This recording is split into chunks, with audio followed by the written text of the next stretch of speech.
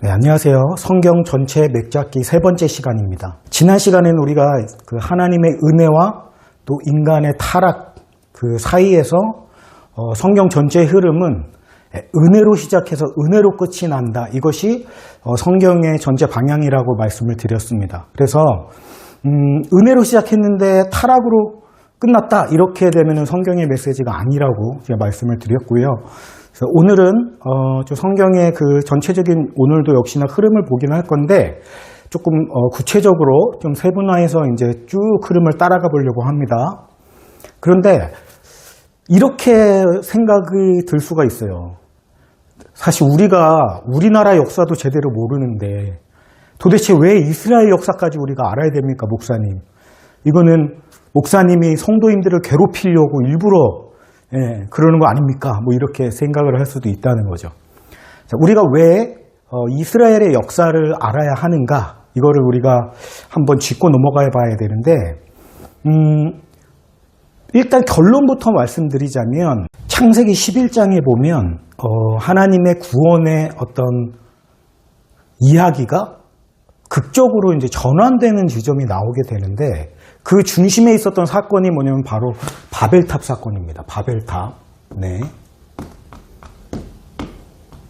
이 바벨탑 사건으로 인해서 하나님이 언어를 흩으시고 그로 말미암아 인류가 전 세계로 이제 퍼지게 되었는데 그 바벨탑 사건에 이어서 하나님께서 선택하신 구원의 이야기가 어디서부터 시작이 되냐면 바로 아브라함으로부터 시작을 하게 되거든요.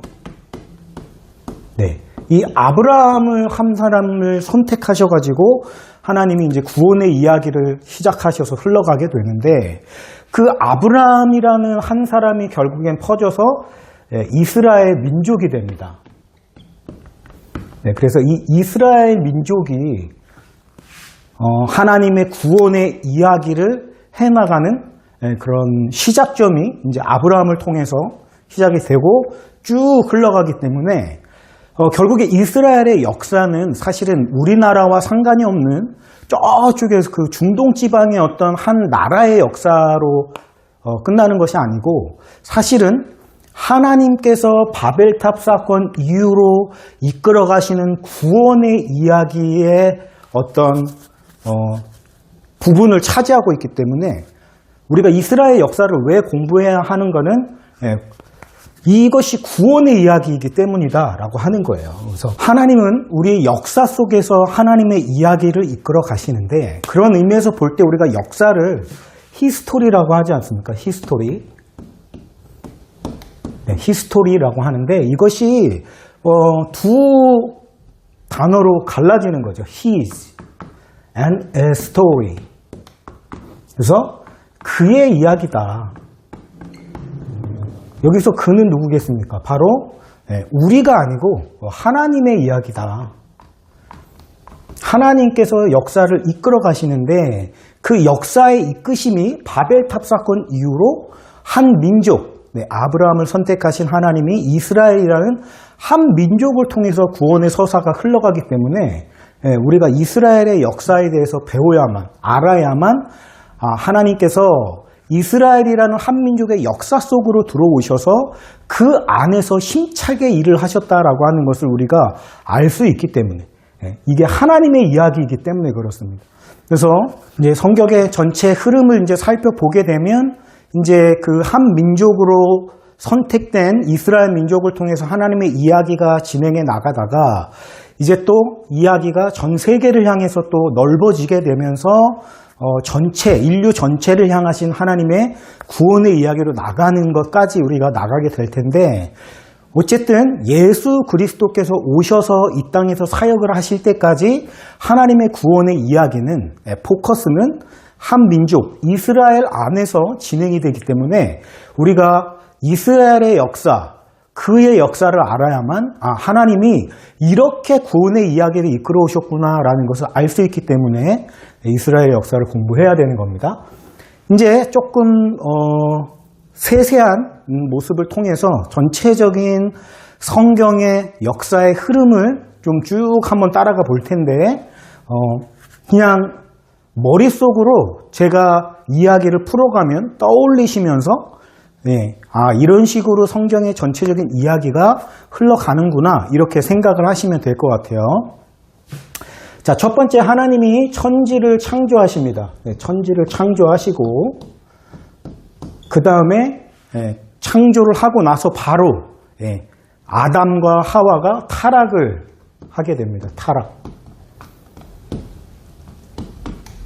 그리고 나서 하나님께서 아담과 하와를 부르시고 가죽옷을 지어 입히시죠. 가죽옷.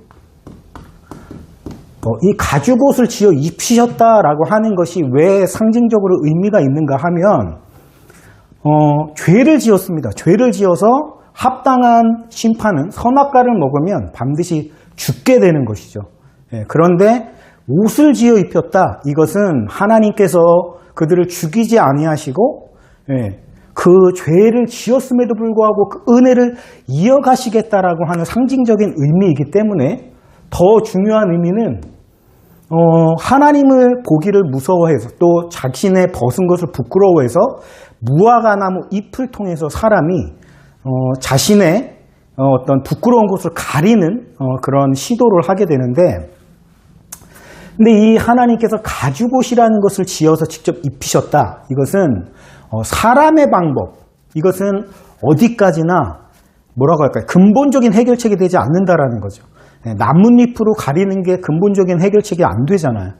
뭐 떨어져 버릴 수도 있고, 또 그런 것이 어떻게 보면 임시방편, 그냥 그때 순간을 막 잠깐 넘기버리는 어떤 그런 임시방편이라고 할 수 있는데, 하나님께서는 가죽으로 옷을 지어 입히심으로써 근본적인 어떤 해결책을 우리에게 주셨다.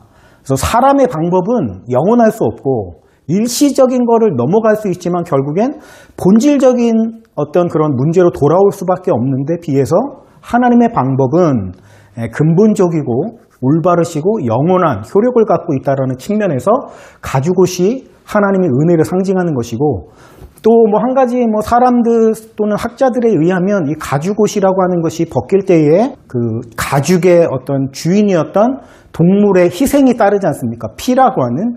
그래서 이 가죽옷이라고 하는 게 피를 쏟는 어떤 제사의 제의적인 어떤 의미가 녹아들어져 있는 것이다. 그래서 가죽옷은 곧 피다.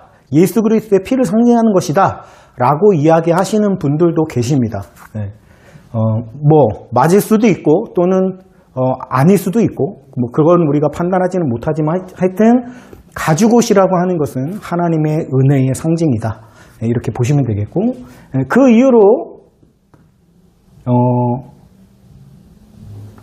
가인과 아벨의 이야기가 나오는데, 거기서 가인이 아벨을 살인을 하게 되죠. 그러면서 쫓겨납니다. 에덴 동산으로부터 쫓겨나서 가인은 가고, 하나님은 아벨 대신에 셋을이라는 어떤 다른 후손, 아담의 후손을 통해서 또 하나님의 계보로 이어가게 되는데, 자, 셋과 가인의 후손이 이 두 가지 족보로 이렇게 흘러가다가 문제가 되는 게 뭐냐면, 이 둘이 뒤섞여 버리면서 죄가 관영해집니다. 죄악이 막 점점 차오르게 되는 거예요. 그래서 하나님께서 결국에는 홍수 심판을 통해서 다 생명 있는 모든 것들을 다 심판하시고서, 그 중에서 이제 노아라는 한 사람과 그의 어떤, 이건 무지개 언약이죠. 8명이죠. 8명입니다. 노아와 노아의 아내, 그 다음에 그 세 아들과 세 며느리, 이렇게 8명만을 남기고 다 죽게 됩니다. 그래서 이 셋의 후손과 가인의 후손에서 관영한 죄가 사라지지만, 셋의 후손 중에서 노아라는 사람을 통해서 이야기가 계속 은혜가 흘러가게 되고요. 그리고 나서 바로 등장하는 사건이 창세기 11장의 바벨탑 사건입니다. 네, 바벨탑 사건이 이제 흘러가게 되면서 결국엔 언어를 하나님이 흩으시고, 이 바벨탑 사건의 대응으로서 하나님이 선택하신 구원의 이야기가 뭐냐면 바로 아브라함이죠. 네, 아브라함을 선택하심으로써 아브라함의 후손을 별과 같이 많게 하겠다. 언약을 맺으시죠. 언약을 통해서 하나님의 은혜는 흘러가게 됩니다. 그래서 가장 중요한 게 뭐냐면 언약이에요. 언약. 네, 여기다 잠깐 쓰겠습니다. 언약. 아브라함의 씨라고 해서 모든 아브라함의 후손이 그 후손이 아니고 그 중에서 언약으로 맺어진 후손이 누굽니까? 이삭이죠. 예, 언약의 뿌리는 뭐냐면 말씀이거든요. 하나님의 말씀. 네, 하나님이 이스마엘 아니다. 예, 아브라함의 후손이었지만 이스마엘 아니다 라고 하나님이 말씀하셨기 때문에 이스마엘의 후손은 언약 백성이 될 수 없었고요. 이삭을 통해서 너의 아들 이삭을 통해서 언약을 이어가겠다. 그 하나님의 말씀의 언약 때문에 이삭을 통해서 언약이 흘러가게 되고요. 그 다음에 이 장자권이 에서가 탈락을 하게 되고 야곱을 통해서 되고 그 다음에 이제 이스라엘 12지파를 통해서 흘러가게 되죠. 여기서 이제 뭐 요셉 이야기가 나오고 또 뭐 나오지만은 어쨌든 이 족장을 통해서 이스라엘이 야곱 시대에 애굽으로 들어가서 애굽에서 살다가 속박 노예가 되게 되죠. 노예가 돼서 430여 년 동안을 노예로서 살게 됩니다. 그러다가 하나님이 모세를 선택하셔서 이제는 출애굽이죠. 출애굽. 네, 출애굽을 하게 됩니다. 10가지 재앙과 더불어서 마지막에 장자의 죽음이라는 사건을 통해서 하나님이 이스라엘을 애굽이라는 나라에서 끌고 가시는 거죠. 네, 애굽을 함으로써 그 다음에 이제 광야의 삶이 시작이 됩니다. 광야는 40년 동안을 어떻게 보면 직선거리로 따지면 한 10일이면 갈 수 있는 거리인데도 불구하고 이 이스라엘 백성들이 끊임없이 원망하고 불평하고 하기 때문에 하나님이 출애굽 1세대를 다 죽이시죠. 그리고 나서 이 출애굽 1세대 죽고 나서 이제 여호수아 때에 이르러서 어디로 가냐면 바로 정복 시대로 가게 됩니다. 여호수아를 통해서 정복을 합니다. 가운데를 찔러 들어가 가지고 북쪽과 남쪽을 다 이렇게 치고 들어가는 정복 시대가 이르게 되고, 근데 여호수아가 죽게 되면서 이스라엘 백성들이 같이 타락을 하게 되고 전쟁을 아는 그런 백성들이 다 죽고 없어지고 나서 출애굽 뭐 이제 3세대겠죠. 2세대는 정복을 했으니까 그 이후로 타락을 하게 되면서 이제 사사 시대가 시작이 됩니다. 사사 시대가 시작이 되고, 사사에는 패턴이 있죠. 타락, 그 다음에 하나님께서 징벌 선택하셔가지고 다른 민족들을 통해서 억압을 받게 하시면 그 위에 이스라엘 백성들이 고통스러워서 부르짖습니다. 그럼 하나님이 그 소리를 들으시고 사사를 보내셔가지고 구원하신다. 이 패턴이 한 7번에 걸쳐가지고 계속적으로 나가는 것이 이제 사사 시대고요. 그래서 사사 시대의 마지막을 맺는 사람이 누구냐면 바로 이제 사무엘이라고 할 수 있죠. 사무엘은 선지자이기도 하지만 동시에 사사이기도 합니다. 그래서 선지자 이런 사사 시대를 종말을 하면서 사실은 왜 이렇게 삶이 힘들어졌냐면 하나님을 따르지 아니하고 자기 자신의 뜻대로 죄를 짓고 하나님을 떠나서 살기 때문에 힘들었던 건데, 백성들이 이렇게 생각을 하죠. 우리나라에 다른 나라처럼 왕이 없어서 우리가 이렇게 힘든 거다. 그러니까 우리도 왕을 세워달라. 그래서 사무엘이 굉장히 마음이 상하죠. 하지만 하나님이 백성이 너를 버린 게 아니라 나를 버렸다 하면서 그냥 백성이 요구하는 대로 해줘라 해서 사울이라는 왕을 세웁니다. 그래서 사울 왕이 하나님께 버림받고 그 다음에 다윗이 또 왕이 되고 다윗의 아들인 솔로몬이 왕이 되고, 이 세 왕의 통치 기간이 통일왕국 시대라고 할 수 있습니다. 통일왕국. 나라가 하나라는 거예요. 그래서 사울이 40년, 다윗이 40년, 솔로몬이 40년 해가지고 120년 동안을 통일왕국으로 치는데, 이때가 어떻게 보면 이스라엘이라는 나라에게 있어서는 가장 전성기라고 할 수 있습니다. 가장 강했던 시기. 근데 솔로몬이 하나님에 대한 마음이 온전하지 않아가지고 나이 늙어서 이방인 여자들을 막 결혼을 하게 되면서 그 이방인 여인들의 말을 듣기 시작을 하면서 우상을 섬기면서 하나님이 결국엔 솔로몬의 아들 때에 가서 나라를 둘러 쪼갭니다. 예, 남유다와 북이스라엘. 그래서 이걸 분열왕국이라고 합니다. 분열왕국. 네, 그래서 이렇게 쭉 왔어요. 분열왕국 시대까지 왔습니다. 네, 여기까지 머릿속으로 잘 그리셨죠?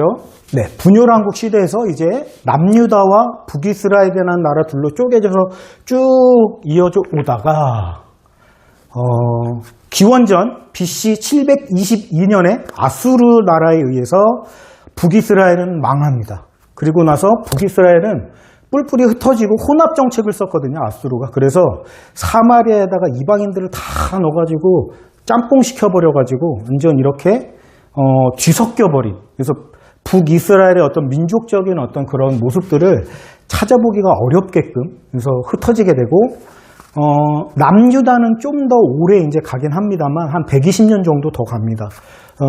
BC 586년에 바벨론이라는 나라에서 망하게 되죠. 그래서 포로로 끌려가게 됩니다. 바빌론으로. 그래서 이거를 포로 시대라고 하게 되고요.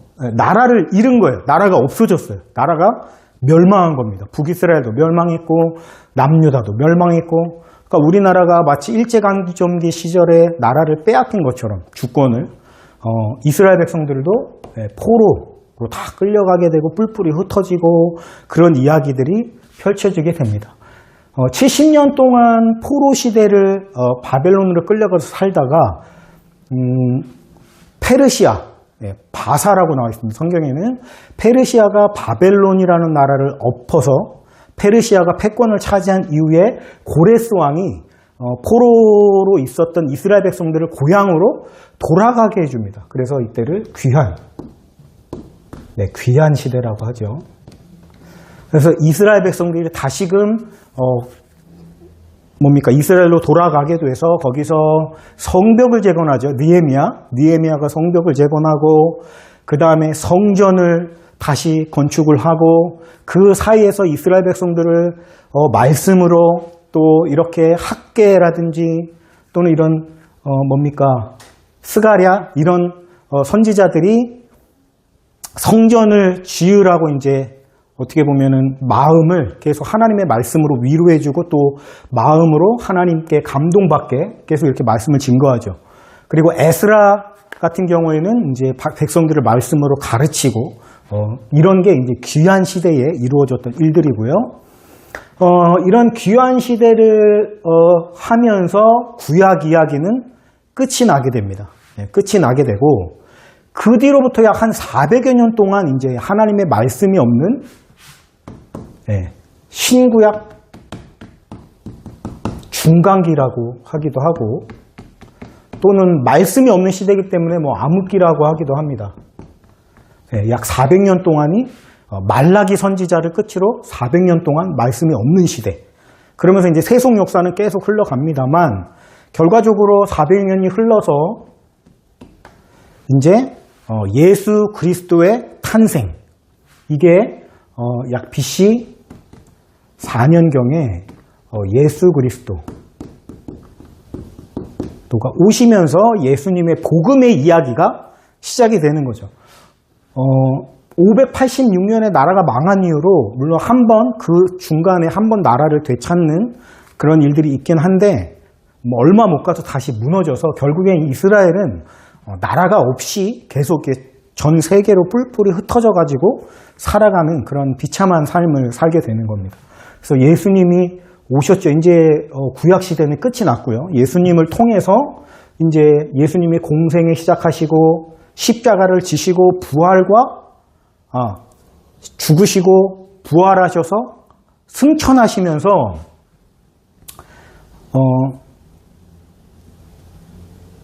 사도행전 2장에 보면은 성령이 강림하시는 사건이 나옵니다.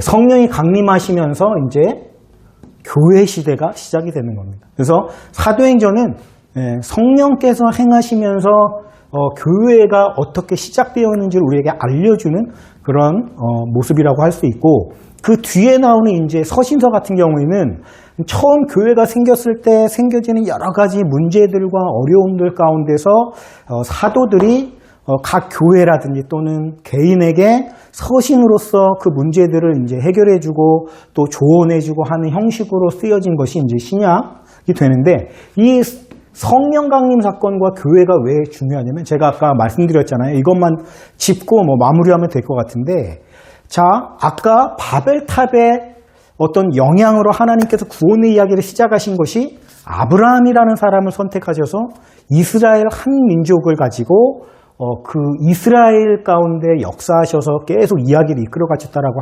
했잖아요.